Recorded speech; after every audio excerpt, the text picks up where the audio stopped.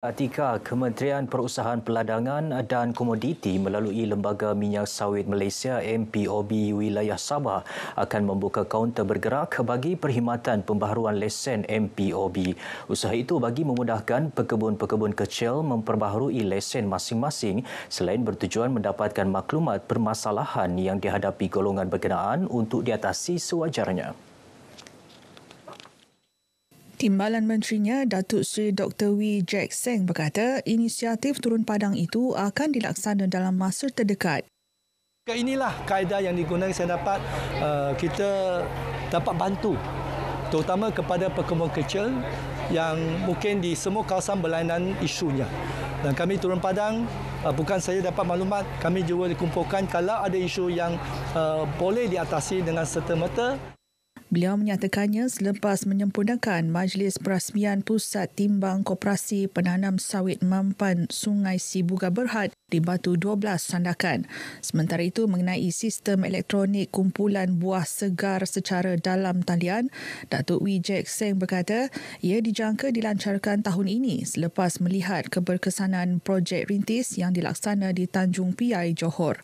Sistem berkenaan akan merekodkan urus niaga lebih telus sekaligus mengatasi masalah kecurian dan penipuan timbangan buah kelapa sawit ketika urusan pembelian serta memastikan pekebun kecil memperoleh pendapatan sepatutnya. Sabah Elektrisiti Sendirian Berhad belum memutuskan untuk menaikkan tarif elektrik di negeri ini. Timbalan Ketua Menteri Datuk Seri Panglima Bung Mutaradin menyatakannya sebagai mengulas kemungkinan tindakan Tenaga Nasional Berhad menaikkan tarif elektrik bermula Julai depan. Dalam masa sama, Datuk Bung yang juga Menteri Kerja Raya turut mengulas penggunaan kaedah kad prabayar untuk pengguna di setinggan yang layak bagi membantras aktiviti penyambungan haram. SSB Sabah belum lagi naik karan. Belum ada keputusan. Sebab elektrik kita pun belum stabil. Tapi kalau sudah stabil, kita akan pertimbangkan. Yang prepaid ini sebetulnya SSB memberi keizinan kepada pihak swasta tetapi masih juga kita kawal dia punya harga. Bercakap kepada media di Kota Kinabalu, katanya kenaikan tarif elektrik perlu mematuhi kadar yang ditetapkan Suruhanjaya Tenaga. Terdahulu, Datuk Bung merasmikan Majlis Pengiktirafan dan Penghargaan Jabatan Kerja Raya Sabah 2022 di Kota Kinabalu.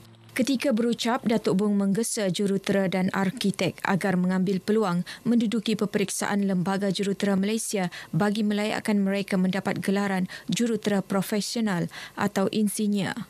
Ketika ini hanya terdapat 2 arkitek di JKR Sabah yang memiliki gelaran insinyur. 639 kekosongan jawatan ditawarkan Suruhanjaya Perkhidmatan Awam Negeri Sabah SPANS sepanjang tahun ini.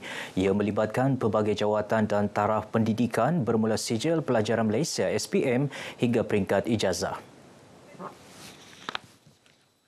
Pengerusi SPAN, Datuk Seri KY Mustafa berkata sebahagian daripada kekosongan jawatan tersebut sudah diisi dalam sesi pengambilan awal tahun ini. Itu yang kita ambil secara iklan.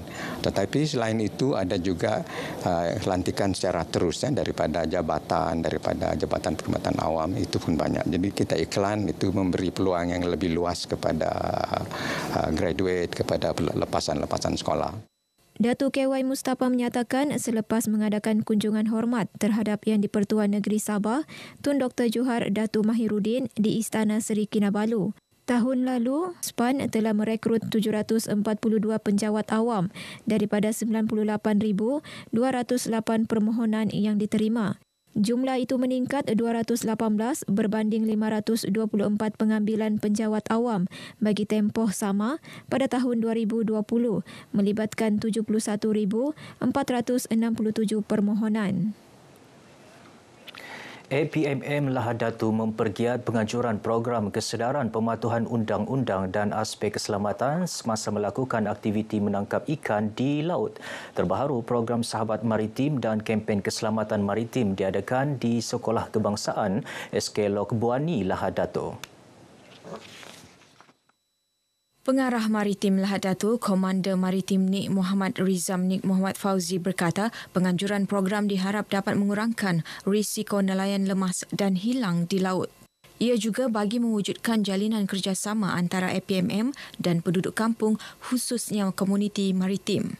2019 ke 2020 terdapat 8 kes secara lamat dan daripada 8 kes itu 2 yang daripada 12 kejadian orang lah yang dapat diselamatkan. So saya boleh simpulkan masih lagi rendah sebenarnya tahap kesedaran orang kampung. Ini untuk bagi kesedaran kepada orang kampung, terutamanya kepentingan sebelum dan sewaktu berada di laut itulah. Dalam pada itu, beliau mengingatkan penduduk agar menjadi mata dan telinga APMM serta segera membuat aduan sekiranya mempunyai maklumat mengenai aktiviti jenayah rentas sempadan. Sentiasa bekerjasama di aspek bidang keselamatan contohnya di mana pihak penduduk kampung jangan merasa segan dan takut kepada pihak keselamatan maritim Saat itu mereka juga sedang mengawasi di pelarian lautan kita. Sabah merekodkan 30.1% kes pengidap penyakit kronik darah tinggi dalam kalangan Bumiputera. Ia merupakan antara peratusan tertinggi di negara ini berdasarkan Tinjauan Kebangsaan Kesihatan dan Morbiditi 2019. Menurut Pengarah Urusan dan Pakar Pemakanan Diet Idea Sendirian Berhad, Mas Farah Wahida Abdul Rahman, pemakanan yang tidak terkawal dan gaya hidup masyarakat antara faktor penyumbang bilangan kes tinggi. Salah satu jamiah faktor ialah kita punya diet. Kita punya pemakanan tu makan yang tinggi dengan garam. Okay, so selain daripada tu, situ juga mungkin faktor lifestyle lah. Kalau orang yang berat badan dia naik, mungkin kena start kurangkan. Mas Farah ditemui RTM selepas menjadi tetamu rancangan Kamibah ini di studio RTM Kota Kinabalu. Dalam pada itu, Mas Farah menasihatkan pesakit darah tinggi untuk mendapatkan khidmat nasihat pemakanan daripada pakar perubatan bertauliah dan tidak terpengaruh dengan info yang tidak diketahui kesahihannya. Ini kerana penyakit darah tinggi boleh menjejaskan fungsi buah pinggang. Sebut sahaja coklat, sudah pasti terbayang keenakan rasa coklat yang mengujakan. Namun sejauh mana anda mengetahui bahawa bahan utama dalam pembuatan coklat adalah biji koko? Serena Alovia Chong ada butirannya.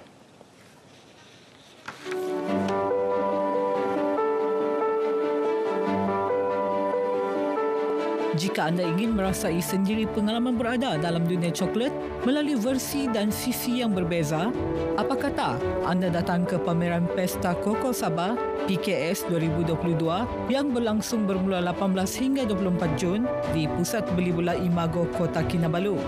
Berkonsepkan Koko Awareness, pameran Pesta Koko Sabah ini menghimpunkan 21 pengeluar dan pengusaha coklat tempatan dari seluruh Malaysia. PKS 2022 merupakan pemangkin kepada pertumbuhan industri koko dan memperkasa industri hiliran koko di Malaysia selain mempromosi sektor pelancongan domestik. Rata-rata pembeli adalah orang awam, pihak agensi kerajaan dan swasta dan juga pihak bank komersial di sekitar Kota Kinabalu. Tujuan dia sebenarnya adalah untuk menarik pihak pengunjung untuk membeli dan seterusnya membuat amal lah.